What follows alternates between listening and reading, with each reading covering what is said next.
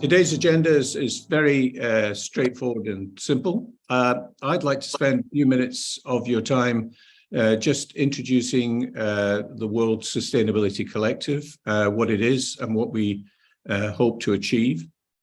Then Dr. Angela Wilkinson will give us a presentation.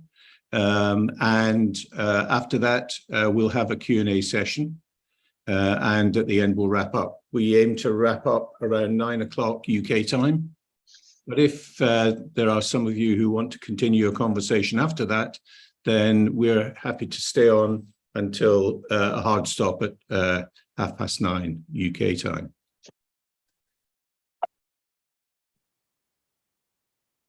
No, why is it not working? Here we go. Okay. So let's just have a little introduction to World Sustainability Collective. So what is the purpose? The purpose is that we want to make a positive sustainability impact right now by uniting sustainable businesses worldwide. By doing that, we hope that bringing them together as a collective, that they will have a significant voice ultimately, that they wouldn't have if they remained individually focused on their own business. And we hope that this collective will form ultimately a movement that will be able to educate and change attitudes towards sustainability. And by doing that, we can attract more people to considering how they can start businesses that have a positive sustainability impact. We believe very much that business is one of the key ways in which we will improve sustainability. We also believe that new businesses with new business models will be the disruptors. Legacy businesses will take more time for obvious reasons. They have various historical assets and shareholders that they have to deal with. And so the disruptors will be these new businesses that we wish to form into this collective. The collective is a not-for-profit member-driven collective, and that we feel that sustainability is defined by the UN's 17 Sustainability Development Goals. And we hope to bring together not only the sustainable business owners, but those who aspire to have one, but also what we would term sustainability service providers. And I'll explain that a little bit more in a minute. And obviously enthusiastic individuals that will provide ideas and energy into the collective.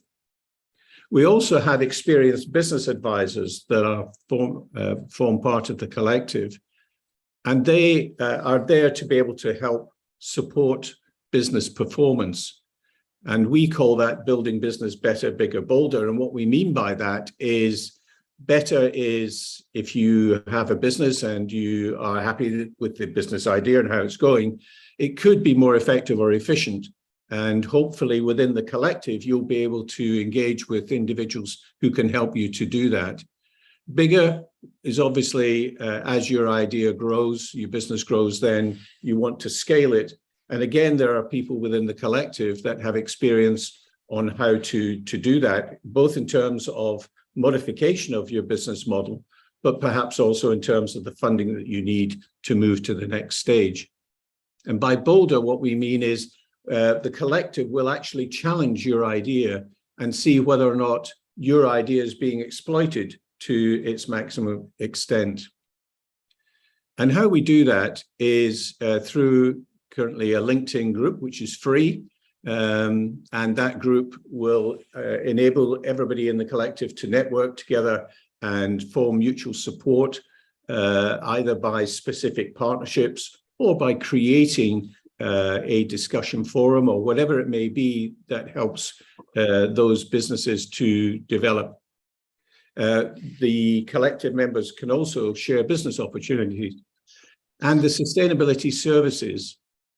And what I mean by that is, for example, we have people within the collective who can establish what your current carbon footprint is and also give you a roadmap on how you can reduce that footprint over time. And as I mentioned earlier, consultancy services are available. And if you're aspiring to start or to transform your business to a sustainability business model, then those consultants can help you to do that. We hope that the collective will develop into being able not only to have these free events that we hold, but also internal events that can help the collective members with their own individual businesses. And we do have a podcast series where we are talking to our members and finding out more about what their business is all about and how it functions. So if you're interested in joining the collective or even learning more about it, then please put your name and yes, Bill, in the chat and your details, and we'll get in touch, and you can have a one-to-one with me and ask any questions that you have. So I would like to welcome Dr. Angela Wilkinson, who I have known for a few years, and she's going to talk to you about humanizing energy and clean and just energy transitions. So Angela is the Secretary General and CEO of the World Energy Council, and has been the Secretary General, is the sixth, Secretary General since the founding in 1923. Angela is one of the world's leading global energy futures experts, an experienced energy executive, a distinguished Oxford scholar and published author, and she has a PhD in physics. She has 30 years of experience in leading national, international, and global multi-stakeholder transformation initiatives on a wide range of economic, energy, climate, and sustainable development related challenges. Angela has worked as a senior executive in the public, private, academic, and civic sectors. She was appointed Secretary General and CEO of the World Energy Council in 2019. Angela joined the Council in 2017 to create a practical energy transition leaders toolkit and direct a new strategic insights program. Prior to that, Angela led an upgrade in strategic foresight at the OECD, based in Paris. Previously, corporate experience includes decades in Royal Dutch Shell and British Gas PLC. So if you would like to ask questions, what we would ask you to do is to put those questions in the chat. And after the presentation by Angela, we'll go through those questions in a sort of a normal process. So I'm going to just exit, he said, hopefully, from my, there we go, and I'll stop sharing. Okay.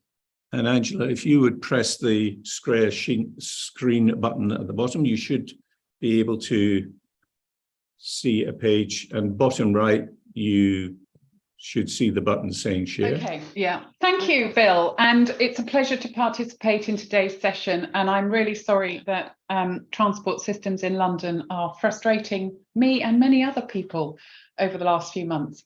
My aim today is really to talk about the energy aspects of sustainable development and the vision that we have of humanizing energy, and why that is important to clean and just energy transitions, and I think so relevant to the role of the SME sector.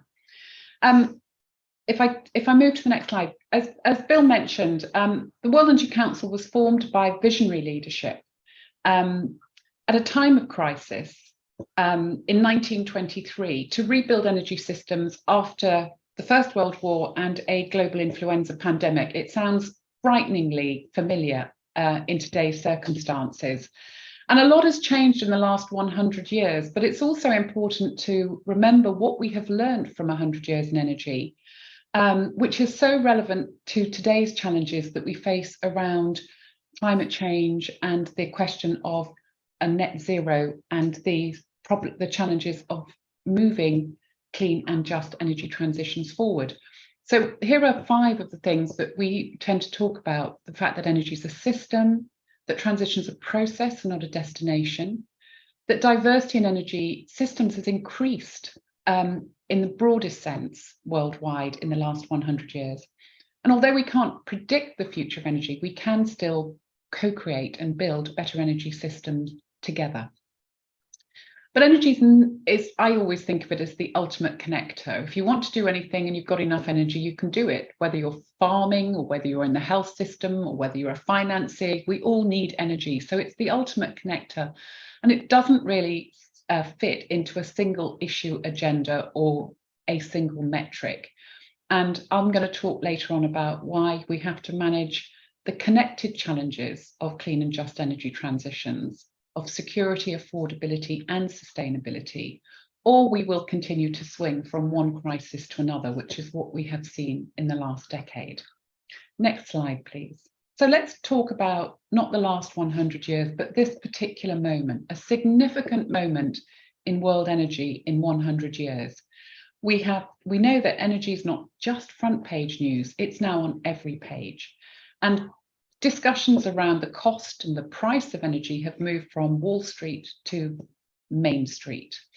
Our world is at a critical turning point where old patterns, paradigms, pathways, ways of doing things are being upended. What worked in the past is no longer guaranteed to work in the future or to deliver the ambition and the necessary action that we needed. But uncertainty is also not an excuse for inaction. The outlook is for a warmer, wobblier, and what we would call a wicked problem world. The outlook is for a bumpy ride ahead, with the risk of U-turns and detours, and at the moment, the signals that there is a green arms race. 3 hard truths about energy that we have to face up to is that a net zero energy system by 2050 is essential, and net zero emissions in terms of greenhouse gas emissions, carbon dioxide, methane, and others. But it's not going to be easy, and decarbonisation of energy itself is not enough to achieve the Sustainable Development Goals. We've come to an end of cheap and easy fossil fuels, and most of the world's population never had access to the benefits of that era. And we have to scale up renewable electrification at a sufficient and reliable scale before we can stop using other clean energy friends. We need to use all levers. And let me just illustrate this, because most people misunderstand the sheer scope and scale of our world energy system. I'd like you to imagine it's like an iceberg. The top 20% of visible above the water is the electrification of our energy. 80% below the water is not electrified, and much of that cannot yet be electrified.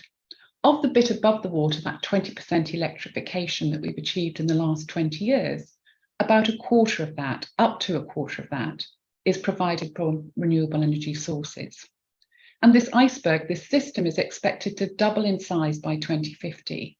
And we expect, our ambition is that we increase that tip, that 20% tip, in a double the size system to at least 50 to 60% by 2050. But that will still leave 40 to 50% not electrified and not provided from renewable power.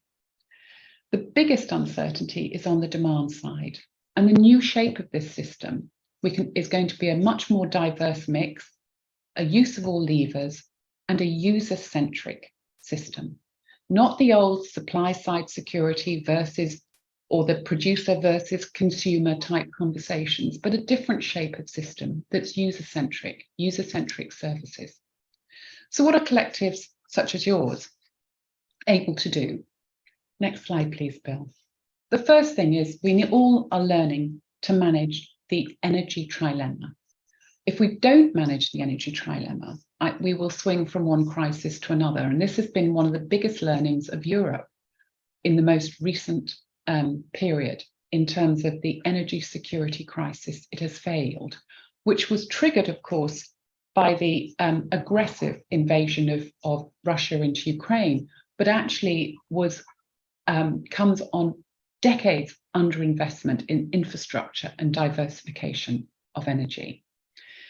We want to have a future of future which is more inclusive, sustainable, and where people have enough energy for billions of better lives and a healthy planet.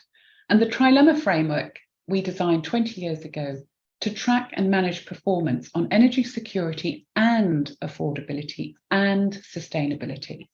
And it's used across over 120 countries. And if we fail to manage the security, affordability, and sustainability challenges, we end up in a mess. Next slide, please. Now, we have introduced since 2019 a theme of humanizing energy, a vision of humanizing energy. The biggest blind spot in most conversations about clean and just energy transitions, in energy roadmaps, in climate change simulations, is people. We need to involve more people and diverse societies in understanding their choices at all levels of society, enabling them to navigate and manage the energy trilemma in a way that's relevant to them. Social transformation is the greatest implementation gap in moving fairer, faster, and further forward together. We're not short of money or technology, but we can't ignore the new context of affordability, the unevenness in access to modern energy, low trust, the polarization of citizenry, high outrage characteristics of increasingly populist politics. Next slide, please. And incremental improvement, which we have relied on for decades to give us reliable policy, is no longer enough. We need a new momentum of transformative influence and breakthrough solutions delivery. And we've identified 3 big implementation gaps that are relevant to our humanizing energy imperative. And we work on impact projects on what we call the 3 Ts, on transformational transitions, on trustworthy transitions, and on transparent transitions. They say that if you want to go fast, you should go alone. But the world needs to move faster, fairer, and further together to secure net zero goals and a safe operating space for diverse and connected energy societies to peacefully coexist and flourish together. Next slide, please. Our recent World Energy Pulse illustrates this blind spot in the role of people and communities.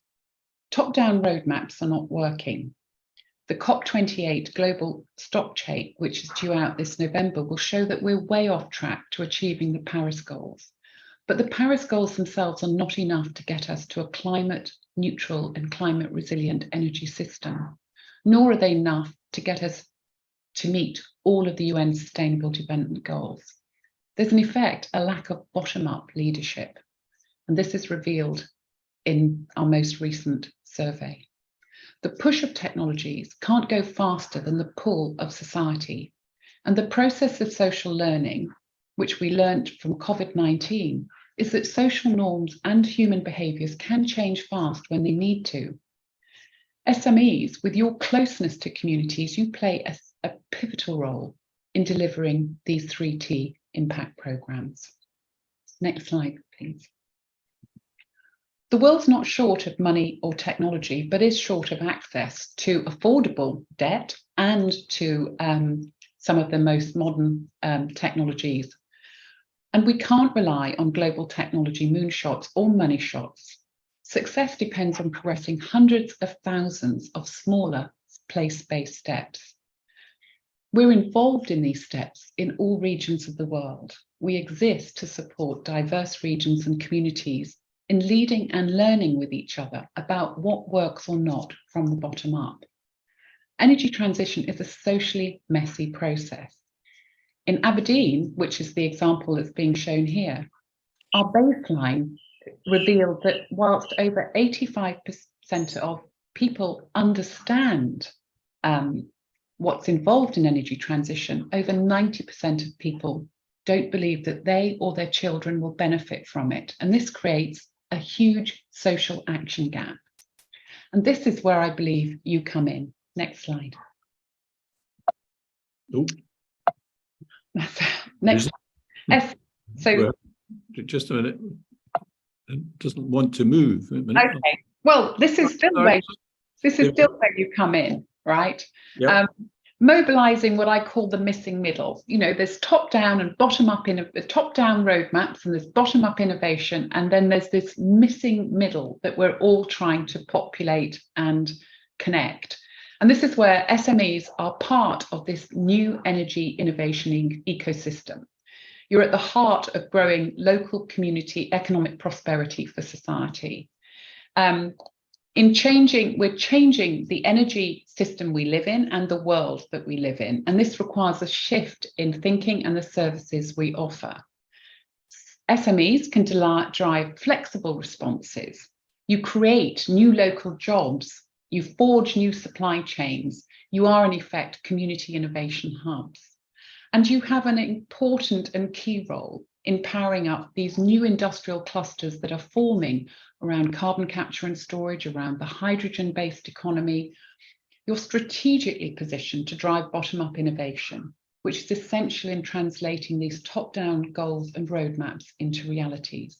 And I'm very interested today to hear how you think you can play a role, or what's not enabling you to play a role, and what are the issues that are keeping you busy, awake at night, and busy during the day.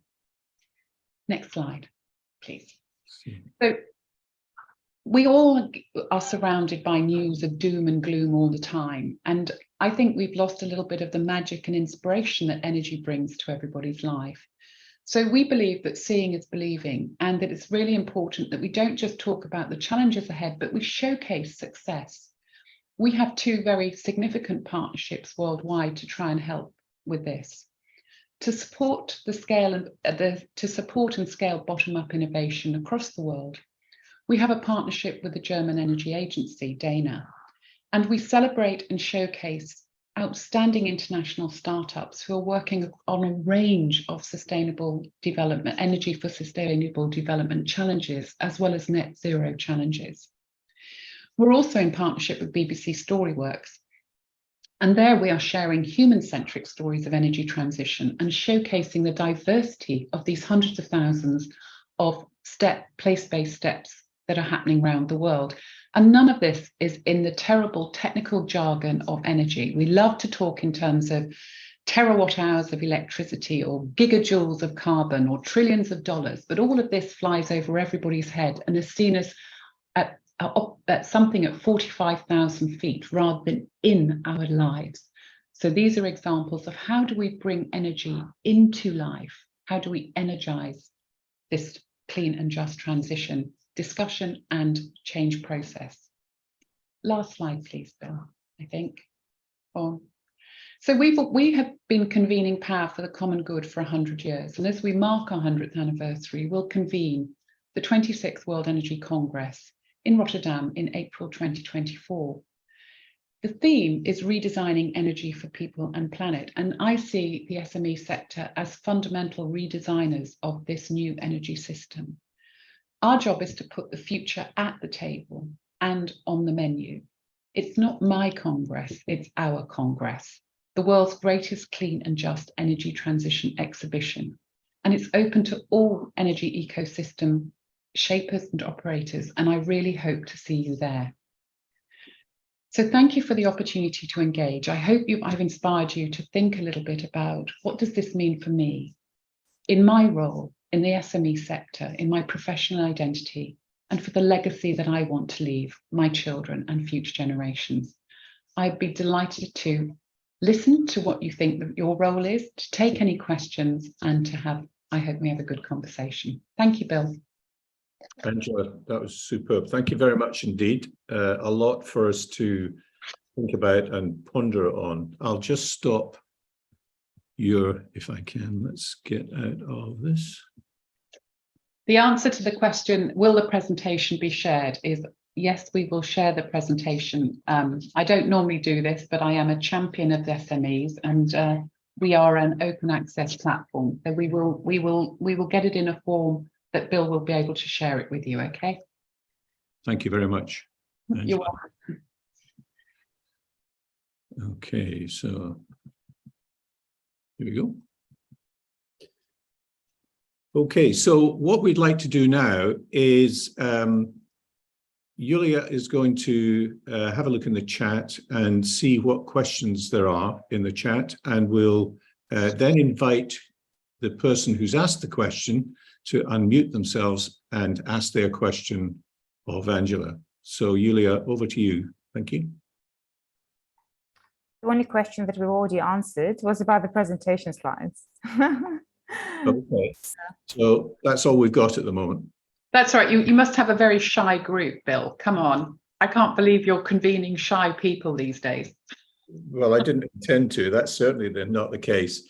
Maybe I'll start, Angela. You and I can have a chat a little bit about the ideas that you have there. I mean, I share your idea that we need to have much more bottom-up involvement because we can obviously see that that top-down is not doing it. And I formed the collective not because it was Bill Cahoon's collective, but it was a collective that would get together and do stuff. What I'm seeing at the moment is that there is a tremendous need for us to revert back to thinking much more locally around communities, as you said. And I'm involved in the UK in what's called the Borderlands Partnership. And that's a government-funded activity around the borderland between England and Scotland. And one of the aspects is to try and help those areas, which are very rural, to make a transition towards net zero. And one of the challenges that we've seen is that a lot of these rural communities are off-grid. And what we mean by that is, you know, they're not connected up to the gas.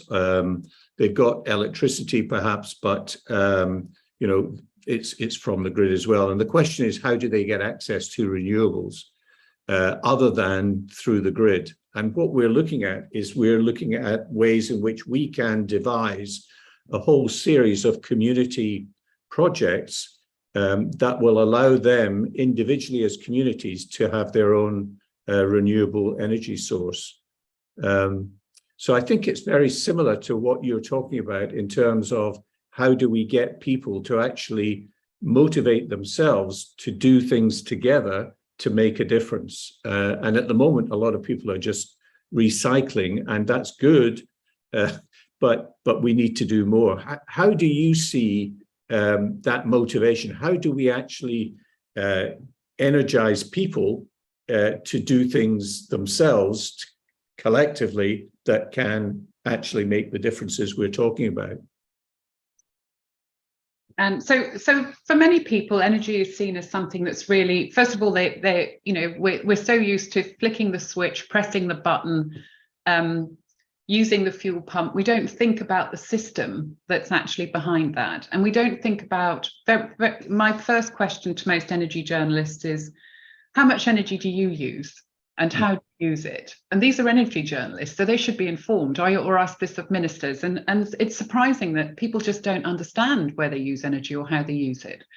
The average person in the UK, you know, when I say to people, how much energy you use, they immediately reach for their utility bill and tell me how much electricity they use. Now that's 1/7 of the electricity, the energy that they're using. 6/7 of the energy is not electrified. So for these off-grid communities, they're meeting their electrification needs at the moment if we can get them more decentralized technologies, right? You know, solar or wind. But they've still got the other 6/7 to go, right? But let's work on the 1/7. If we didn't have that 1/7, we'd have to ride our bicycle to power our turbines for 100 every day, 24 hours a day for 160 years, just so that you know what an average electricity use in the UK looks like. So there's two challenges, I think. First of all, or three challenges. First of all, the acceptability. Off-grid is great. There are solar and wind technologies now that really do allow for local energy generation and use, right? Without having to have pipelines. But when the wind doesn't blow, the electricity doesn't use, so they also need storage backup somehow. And the challenges are twofold. One is around licensing. Around many parts of the world, there are communities who object to having these new technologies. They're concerned about birds, or they're concerned about other things. So the licensing has to change. But the other bit is, if you get the licensing right, then you end up like my husband. I go home every night, my husband goes, well, the government's told us we should be doing this, and I just can't find anyone to help us. Nobody seems to know how to do it. And this, I think, is where SMEs come in. There are whole tranches of market services, huge gaps in them. You know, part of the challenge of off-grid or mainstreaming this transition is, what do you do with your gas boiler? What do you do with your heat pump? Where do you put your solar panels? What if you live in a block of flats? How do you get access to an electric vehicle charging station? There's no connections made here. And I think it's a gap in the market, and that it's ripe for SME business development. Yeah, it's interesting that you mentioned the charging points. One of the conversations that I had quite recently was about the fact that we are, in terms of government activity, encouraging people to transfer ownership to electric cars. And I can understand that from a pollution point of view, etc. But the question that was raised was, what's the social infrastructure that we are going to put in place to support that? And we had this vision of electric cars being connected in high-rise flats and dangling down the side of high-rise flats.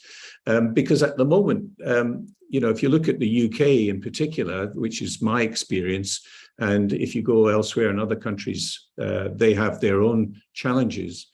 Our built environment does not have, the majority of people do not live in detached houses with garages that they can then plug their car in at night.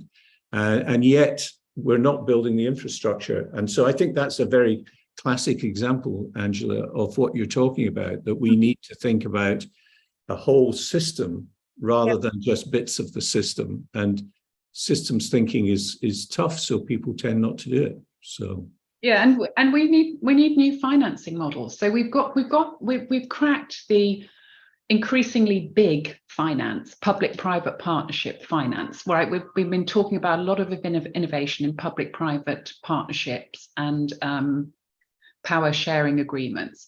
And we've sort of cracked the microfinance in some parts of the world, right? You know, enough you can get the money together. But what we haven't done is create the financial models for decentralized systems connections. You know, how do we help cities and communities afford the infrastructure that they need to help with the charging stations, to help with the capacity building? And I think that comes down to, you know, there are places where, you know, should it be around the distributed energy resource operators, around the grid, around the distribution grid, rather than the transmission grid? You know, do you put a mortgage on your house to do this, to help you do it? How do you pool and find these financing models that help you do it? I think there's a whole missing tier of finance, and that's essential for the SME and the infrastructure investment that's needed. Yulia, how are we doing for additional questions? We do have a few, and the first one from Bambowi. Okay. Bambowi, would you like to unmute and ask your question?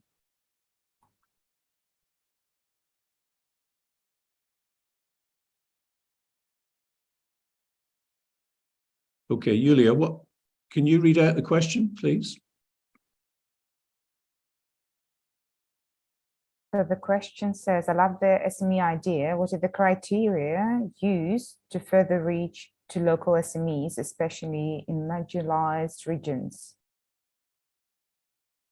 Okay, so you know, our economy is a vibrant and thriving economy is probably a mix of some large global companies and some entrepreneurial individuals and small business startups, but the vast majority is actually in the SME category of various sizes. So I think if you're talking about, especially in marginalized regions, if you mean how do we start up new businesses and help them grow and flourish, to become SMEs. So we have this Startup Energy Transitions Award. So there are lots of schema that are trying to build new businesses from the bottom up. We have new business models, which we could call not just more global, but also ultra local, are emerging in this space. And there's startup and angel funding and investment that helps grow that frothiness of bottom up innovation. The next challenge is to get that up to the next scale. And for that, you need some form of good information feedback loops and a different form of financing as people grow their businesses. And there needs to be the enabling framework in the policy terms to help this froth of innovation become more mature businesses. One of the ways we help, it depends whether you think marginalized regions are the north of England or parts of Africa. I don't know which marginalized, there's lots of marginalized regions, but one of the things that the startup community has told us is a problem for them in moving from being entrepreneurial startups into mature SMEs, just to get to that level, is that the solutions that they're bringing could work in many different locations, but they don't have access outside their own locality. So we trying to help showcase solutions that are small scale, but that work in a certain set of circumstances, but might have applicability globally, but there isn't a market for them to be able to showcase themselves in. So I don't know what the criteria used to further the reach is. If you've got people are looking at new business models, they're developing new services, there's innovation funding to help with that, lots of tech fests and social innovation funding. The next step is then, how do you get them to have more mature funding models, and how do you create the policy framework around that enables the ones that are really making a big difference to grow faster and stand out from the crowd? So Angela, I suppose what the thought that's prompted in my head is that what are the key differences that you see as an Energy Council between the challenges in the different regions? So the UK, Europe is perhaps one set of challenges that are being dealt with in certain ways. Maybe North America another, maybe South America another, Africa another, Asia another. Are there major glaring differences in the way people have to address the challenges in those different regions?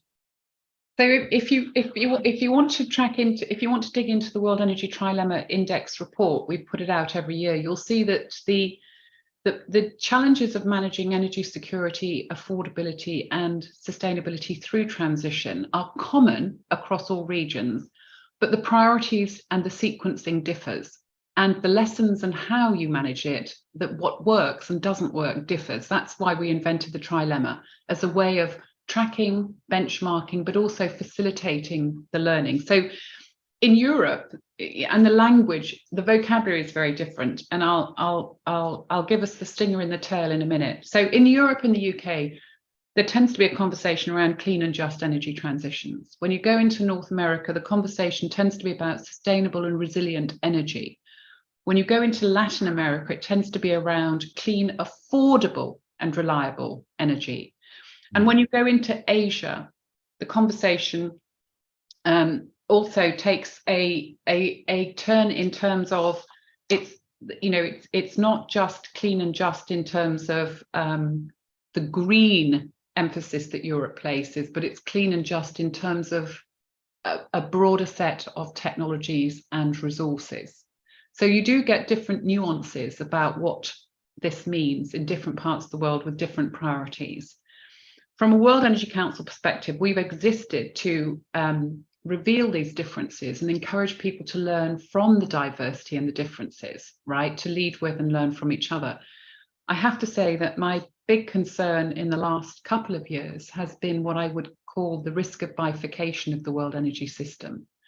That we start to see the formation of what we call the Green Alliances versus what we call the Carbon Pact. And this is something that we haven't observed for decades, but it is a real issue in terms of the potential for splitting the world energy system in two. And for us, that would be a tragedy, because energy interdependence is not a choice. Energy independence is not a good option.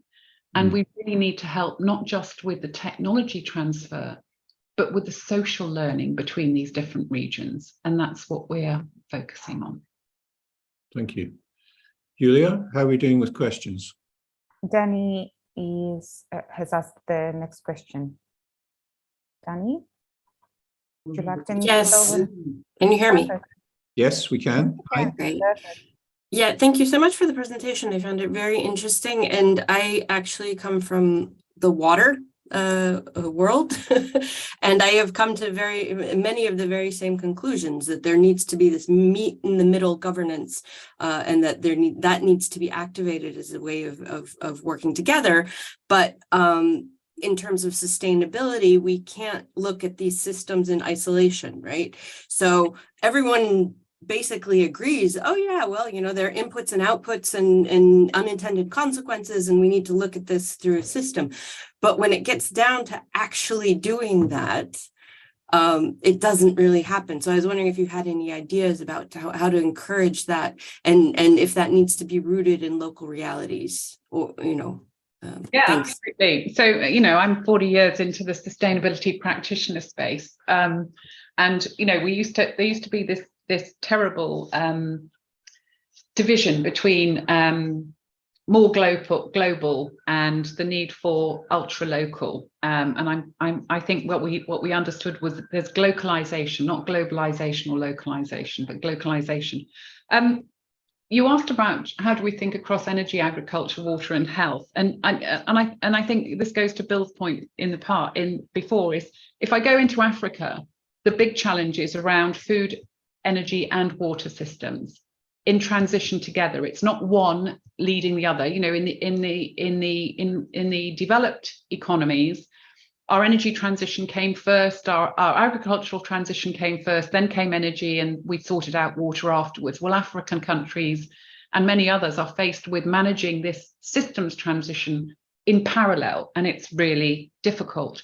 And what we've been doing is piloting and experimenting with different innovation formats. So we ran in Adelaide last year, we ran something called a transformathon, and this was about regional and community-led collectives that could manage multiple challenges, and they would use the energy trilemma framework to design solutions that would enable them to progress what would progress the trilemma and also help them achieve multiple outcomes simultaneously.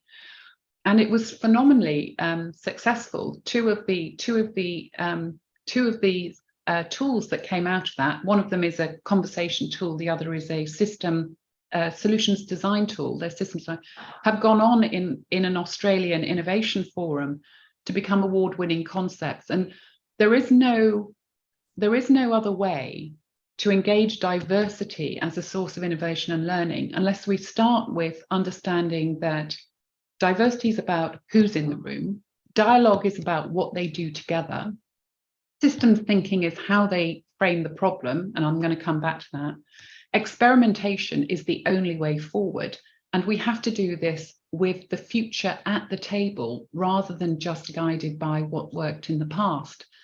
In the systems thinking space, I'd just like to say systems thinking started off in the quant space around how do we produce ever more sophisticated quantification models to help us understand precisely what the system is. It then went through what we call the soft systems phase, where it started to be about not just what do the numbers tell us, but how do we engage with the mindsets of people. And now it's in a third phase, which I would call the more open and participatory systems phase, where we recognize that it's the stories that people tell us and tell each other about how they make sense of the world that gives us the biggest clues about what is this system, how do we understand where the boundaries of this system are, and who do we bring in to the table to help manage the system that's evolving. Some of the biggest challenges of working bottom up is that experts define the system out of context, and the people that need to be at the table have no voice in the solutions that are being designed. So that's what we're seeing. We're seeing a lot more cross-sectoral cooperation, but we're seeing a lot more community and cooperative and city-led joining the dots between energy, food and water, and using new approaches in participatory futures design and agile solution prototyping to move forward. Thank you. Julia, how are you doing? Any more questions? From Alberto, next question. Yes, hello. Can you hear me? Yes, Alberto, we can hear you. Thank you. Hello from Australia. That's a wonderful conversation. Thank you. Look, my concern is associated with the energy stereotype that is happening, which is more about electrification and electric vehicles. But the petrochemical industry is an industry that is massive at the moment, and the majority of the population needs these petrochemical products, and we hardly talk about this petrochemical industry and who's going to source that industry to fulfill the needs of society, particularly developing economies. And that's what I meant about my question, that we focus a lot on the environmental aspects, but the social aspects are very important, which are lacking, such as education, such as development, such as ethics.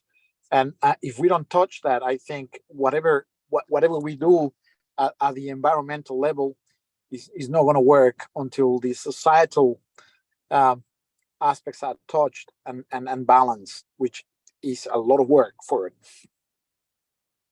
I agree. Welcome to the Humanising Energy Imperative of the World Energy Council. And I think the biggest clue is we like to use the word we, but we don't stop to talk too much about who is the we.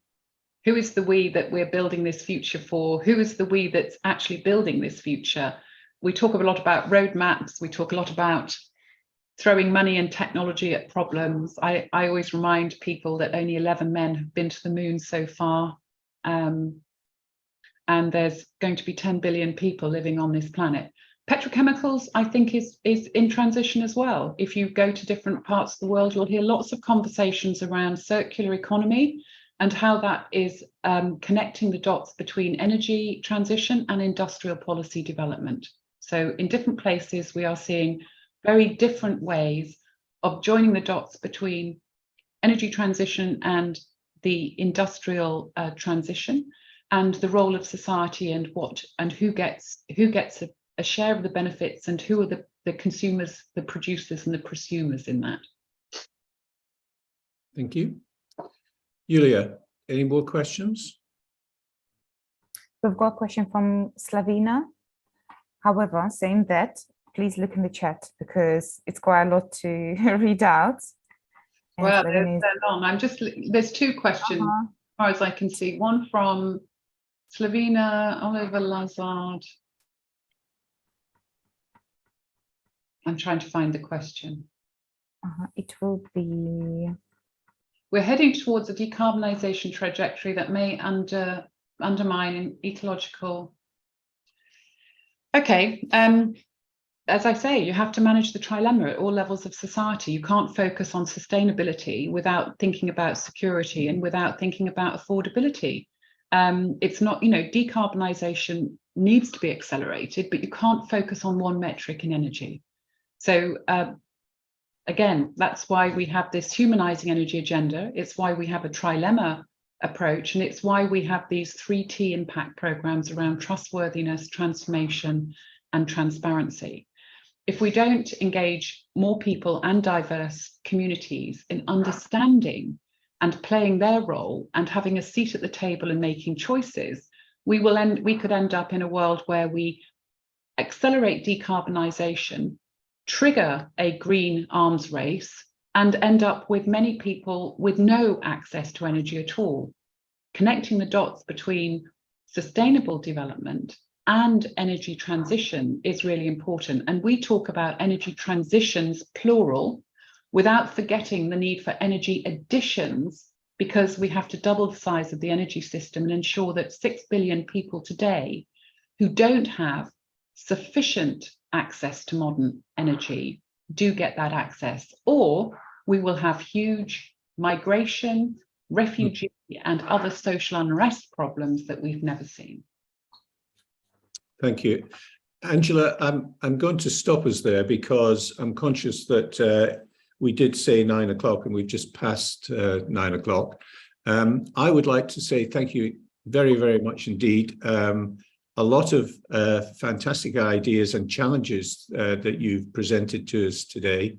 And I'll certainly go away with my head buzzing. And I wish you well with the Energy Council's future programme and the success of it. I'd like to thank everybody that's come today and contributed and listened to Angela. Thank you very much indeed for sharing this event with us. We will make the recording of this session and the chat details available to you later this week. We just have to do a few admin things with the recording, but you will get it this week, I'm certain. If you'd like to know more about us, then, as I say, put yes, Bill, in the contact details, and we can have a one-to-one. If any of you would like to continue to chat with us after we stopped this formal part of the event, then that's fine. Like I say, we'll be happy to talk until about 9:30. Angela, again, thank you very much indeed. And I think that's a wrap up for the session, and we'll stop recording it now. Thank you very much, Julia. Thanks, Bill. Bye-bye to everybody. Bye. Cheers, Angela.